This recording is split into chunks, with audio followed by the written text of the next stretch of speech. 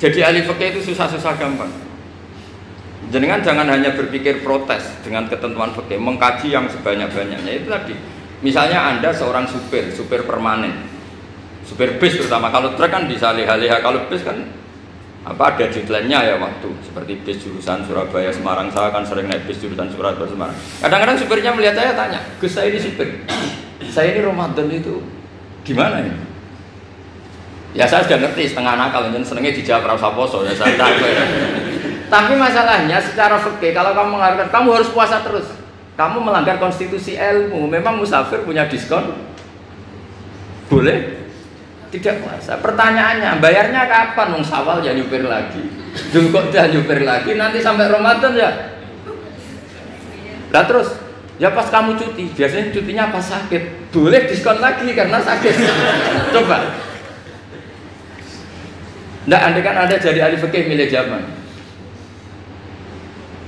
Lo kalau orangnya soleh terus kayak ustadz-ustadz di sini kayak dosen UI kan, masa dosen UI Universitas Islam nggak Islami kan nggak mungkin. Mungkin memilih poso kan. Masalahnya ini kan hukum untuk orang kebanyakan, nggak boleh hukum mosok gak kuat. Sahur jam 3:30 ngombe vitamin pokoknya harus kuat. Itu udah hukum, itu saran. Hukum itu beda dengan saran. Hukum itu hanya berpijak musafir itu boleh iftar. Kalau saran memang boleh, ya usahakan kamu makan 3:30 pas fit nyupir. Terus kalau nyupir selesai jam 10 nanti istirahat. Memangnya majikan bisa ngatur jamnya? Itu fikih. Maka menjadi perdebatan yang namanya pergi itu apa? Menurut Imam Syafi'i pergi itu ya dari rumahnya ke tempat yang asing yang tidak wilayahnya namanya pergi. Menurut Imam Ahmad bin Hanbal enggak.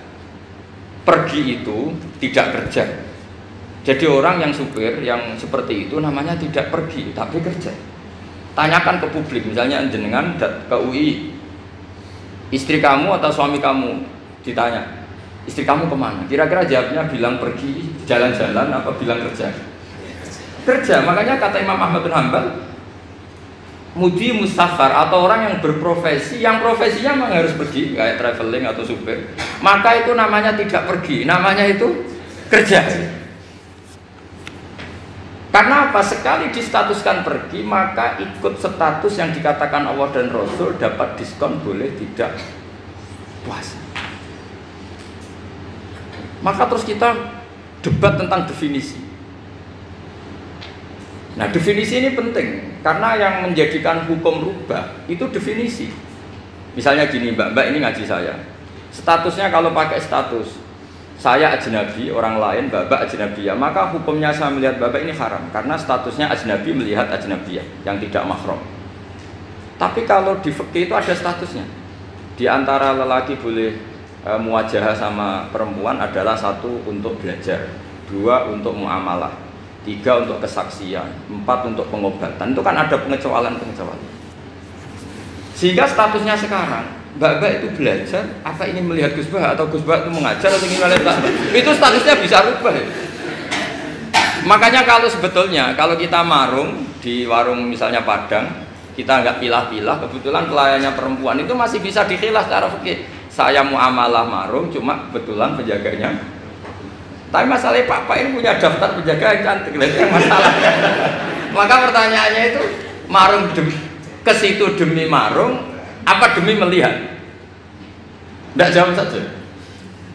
Demi marung apa demi melihat? Kalau demi marung supaya kenyang, penjaga yang sangar-sangar juga banyak. Akhirnya kalau demi makan, penjaga yang cowok kan banyak.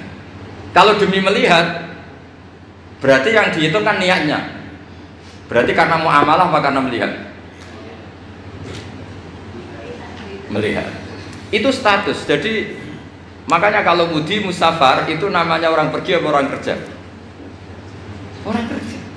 Maka menurut pikirannya Imam Ahmad bin Hanbal seperti itu harus puasa karena dia adalah pekerja bukan musafir.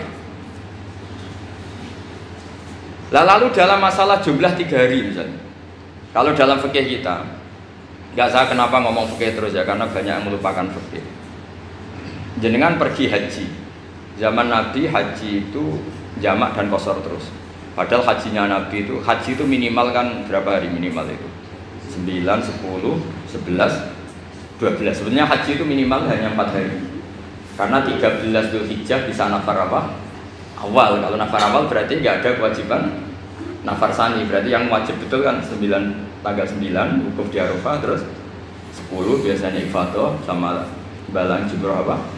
Aqobah, terus 11, 12 itu kan sudah boleh cabut karena apa? Nafar apa? Awal. Berarti nggak usah nafar apa? Sani. Berarti hanya berapa? 4 hari. Tapi Nabi haji di Mekah Medina itu sampai 40 hari karena perjalanan. Pertanyaannya, ketika Nabi menjamak dan mengqashar itu cara Imam Syafi'i lis safar. Karena Nabi orang Medina datang ke Mekah dengan jarak 460 kilo, maka Nabi boleh jamak dan qashar. Jadi pikiran Imam Syafi'i, jamaknya Nabi itu lis safar karena pergi. Cara pikiran Imam Malik enggak, jawabnya Nabi itu lin nusuk. Nabi menjamak sholat itu karena melakukan ibadah haji.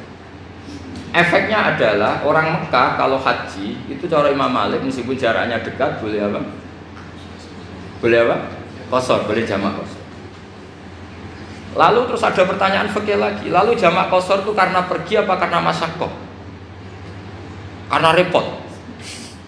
Coba kalau sampean kira-kira jawab. Misalnya kita orang kaya bawa uang 1 miliar, naiknya Alphard, ada supirnya, ada ajudannya, pergi di jarak 100 kilo. Masyaqqahnya kan tidak ada sama sekali, apalagi di tol kebetulan nggak macet. Kira-kira boleh jamak nggak? Boleh, terus karena pergi, tapi kan nggak ada repotnya sama sekali.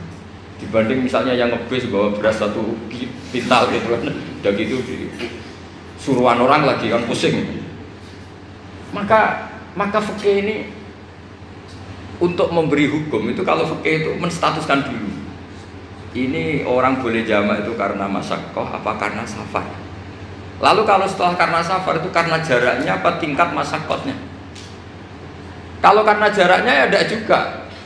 Tidak juga gini maksudnya. Mungkin Anda tidak pernah terpikir begini. Kalau saya mau ke Jakarta, kemudian sampai Purworejo itu sudah waktu zuhur. Saya boleh nggak zuhur di situ sama masak? Boleh kan? Padahal perjalanan saya belum capek. Artinya nunggu boleh jamak itu setelah kita menempuh jarak itu apa menuju, sedang menuju dan niat. Sedang menuju dan niat. Misalnya saya mau ke Jakarta, saya orang Sleman mau ke Jakarta, itu sampai mana itu Magelang itu sudah boleh jamak kan? Boleh nggak? Boleh karena saya mau ke. Nah pertanyaan secara fikih mungkin Anda tidak terlintas. Ternyata ditelepon sama istrinya nggak jadi pergi. Padahal sholatnya kadung di jamak duhur dan asar. Apakah setelah di rumah sholat lagi? Sama nggak pernah mikir gitu. Karena tidak nekuni fikih. Jadi orang fikih itu sudah pusing, makanya jangan diprotes terus. Kita ini sudah pusing, tapi orang itu enak aja protes terus. Tidak menurut jenengan nanti wajib sholat lagi enggak? Dia bolehnya jamak kan berdasar berstatus musafir. Ternyata setelah Magelang ditelepon istrinya enggak jadi. Dia kadung sholat duhur dan asar. Setelah pulang masih jam 1. Terus ada asar, wah sholat. Kalau ada sholat lagi apa ada? Jangan saran. Kalau saran, wah sebaiknya sholat lagi. Itu tidak hukum, itu saran itu namanya. Saran dengan hukum beda. Sholat lagi pada. Loh, ketika ada jaga itu berdasar malas atau berdasar hukum? Apa?